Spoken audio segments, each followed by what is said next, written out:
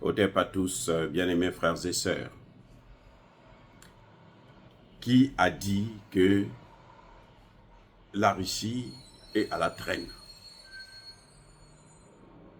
est dominée, colonisée par la Chine, ou vice-versa? Qui a dit ça? C'est faux. Les deux pays s'entendent, les amis. C'est une entente. Poutine est allé récemment, vous avez suivi cette histoire-là, en Chine. Il a été reçu en grande pompe. Ils se sont assis en tête-à-tête avec Xi Jinping. Ils ont conclu que la Russie ne devrait pas participer à ce processus bidon de paix qu'ils vont faire en Suisse, qui regroupe plusieurs pays du monde. La Chine, le géant chinois, ne participera pas. Le géant indien ne participera pas. Mais il y a pire que ça. La Chine, après ça, a vendu 53,3 milliards de dollars de bons en bons de trésor américains. Voilà le prix du voyage de Poutine.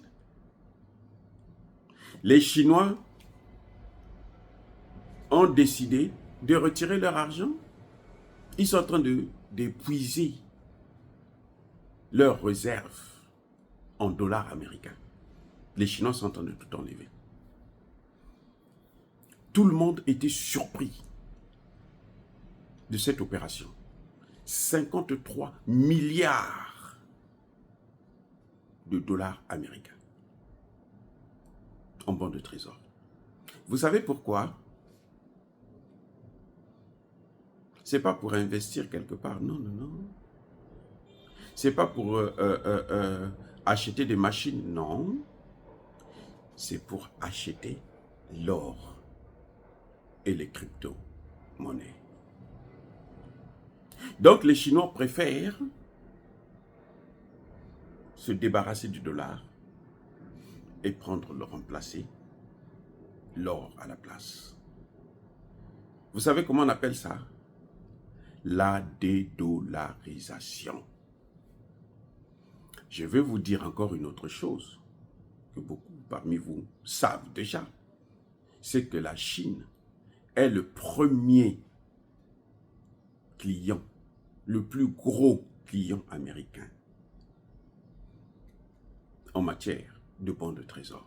C'est-à-dire que le pays qui a plus de réserves de bons de trésor américains, c'est la Chine, ce n'est pas la France.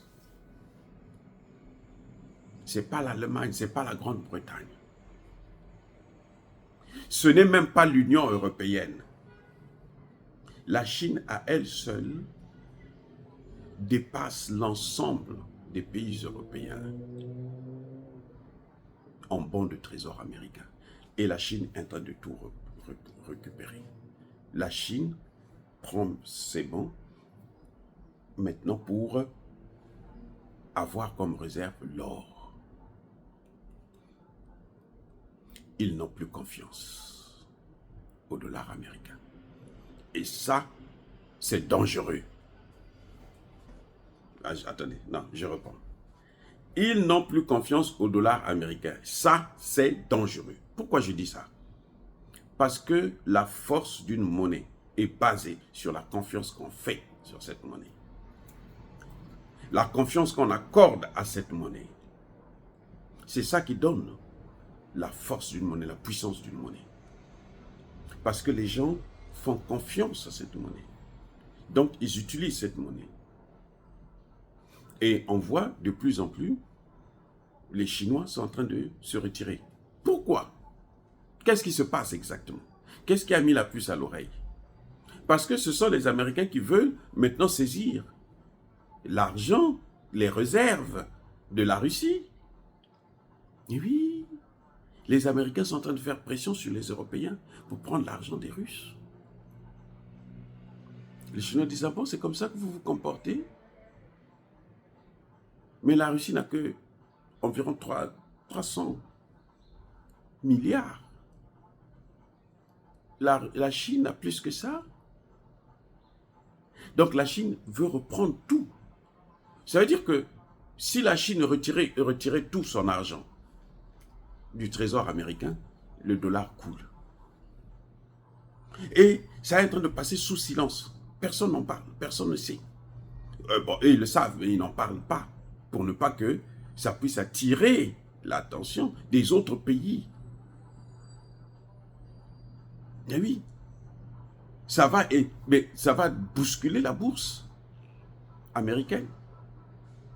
Donc, ils font tout pour contenir l'information. Mais en réalité, la Chine est en train de... Le combat qui est en train de se battre, c'est que la guerre que vous voyez en Ukraine, c'est rien devant cette guerre que la Chine est en train de mener contre les États-Unis. Je dis, c'est rien du tout. C'est certainement pour ça que les États-Unis ont refusé, Joe Biden a refusé d'aller assister au sommet qu'ils sont en train d'organiser en Suisse le 15 juin prochain. Joe Biden dit non, je ne pars pas. Sous prétexte qu'il va faire son fundraising, sa collecte de fonds pour la campagne. Eh oui. Parce que la guerre, mais il n'y a pas longtemps, Yellen, la secrétaire d'État au Trésor, le ministre du Trésor américain, était en Chine pour aller supplier aux Chinois d'arrêter cette hémorragie. Elle a été rejetée. Les Chinois ont dit « niet ». Vous avez voulu la guerre, là. Mais on va faire cette guerre. Et voilà maintenant ce qui est en train de se passer. La Chine veut carrément détruire le trésor public américain. Si elle arrive à sortir tout son argent, pas si elle réussit, quand elle va finir par retirer tout son argent, mais ça va être une catastrophe.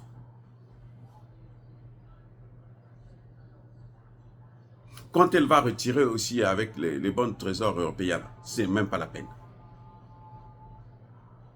Vous savez que même en Europe, là, les Chinois sont les plus grands investisseurs, ce n'est pas les Américains. Donc, la Chine et la Russie s'entendent dans le cadre des BRICS. Et au-delà même, dans un cadre bilatéral, pour mener cette guerre. C'est ça qu'on appelle la guerre asymétrique. Pendant que les Français se battent pour dire, bon, nous on va envoyer des soldats en Ukraine qui vont être massacrés, bien sûr. Les Chinois sont en train de leur mener avec les Russes la vraie guerre. La vraie guerre, là, elle est géostratégique. La vraie guerre, là, elle est économique. Parce que toute guerre a pour essence un problème économique d'abord. Toute guerre est d'abord économique. Et c'est ça que les Chinois et les Russes sont en train de mener. Vous savez que la Russie est maintenant la 4e puissance économique du monde, avant le Japon. Vous avez donc la Chine, les États-Unis, l'Inde et la Russie. Ce n'est pas moi qui le dis, c'est la Banque mondiale. Allez-y comprendre. Bref, en tout cas, les Chinois ont donné un coup fort. Et ils sont en train de continuer à combattre la guerre, la vraie guerre, la guerre économique. Dire cela, c'est inciter à la haine ou à la violence. Non. Ya, ba, colère, veille à ma lèvre. Encore une fois de plus, bien-aimés frères et sœurs, je persiste et je signe. Soyez bénis, soyez abondamment bénis par le Dieu des Kémites et par nos ancêtres angélisés. Mais que tous ceux qui persécutent le continent africain, le pillent et le déstabilisent, qu'ils soient noirs, blancs, chinois, arabes, juifs, indiens, qui qu'ils soient punis, maudits, foudroyés, neutralisés, écrasés, effacés par le Dieu des Kémites et par nos ancêtres angélisés. Vive l'Afrique éternelle, j'ai dit et j'assume.